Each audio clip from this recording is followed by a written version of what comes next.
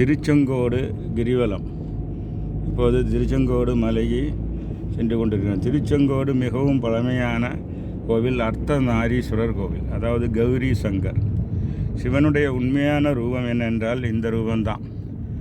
கௌரி சங்கர் தான் உண்மையான ரூபம். அப்போது இந்த கிரிவலத்துக்கு இங்கே எந்த நாள் வேணாலும் போகலாம். இப்போ திருவண்ணாமலை கிரிவலம் அப்படின்னு சொன்னால் அங்கே திருவண்ணாமலை கிரிவலம்னு சொன்னால் பௌர்ணமிக்கு அதிகம் போகிறாங்க. மற்ற நாள் போகக்கூடிய ஆள்கள் கம்மி. இங்கே எந்த நாள் வேணாலும் போகலாம். அதுக்கெல்லாம் ஒரு ஸ்பெஷல் பலம்.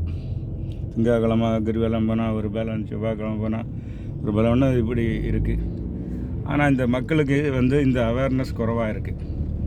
இங்கே கிரிவலம் போகக்கூடிய ஆள்கள் கம்மியாக இருக்குது கம்பேர் பண்ணும்போது. ஏனென்றால் இங்கே இந்த கோவிலுடைய இப்படி கிரிவலம் இங்கே இது கற்பக தருவாக இருக்கிறார் சிவசக்தி. என்ன கேட்டாலும் கொடுப்பாங்க, அந்த இதாகும்.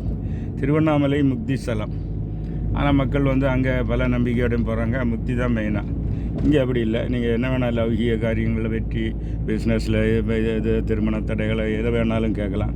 இது பிரபலம் குறைவாக இருக்க காரணம் என்னாச்சுன்னா, மக்கள் ஏதாவது ஒரு இது இருந்தால் தான். இப்போ ரஜினிகாந்த் வந்தார், நடப்பாதையை போட்டு கொடுத்தா உடனே அங்கே கூட்டம் ஏறுது. எம்ஜிஆர் தங்க வாழை கொண்டு வச்சார், மூகாம்பிகை தமிழர்கள் படையெடுத்து போகிறாங்க. அதே மாதிரி இங்கே யாராவது வந்தால் தான் போகணும் உள்ள சைக்காலஜியில் இருக்காங்க. பல பிரச்சனை, லைஃப்பில் உள்ள பிரச்சனைகள்லாம் சால்வ் பண்ணுறதுக்கு இது ஒரு முக்கியமான இடமாக திருத்தலமாக விளங்குகிறது.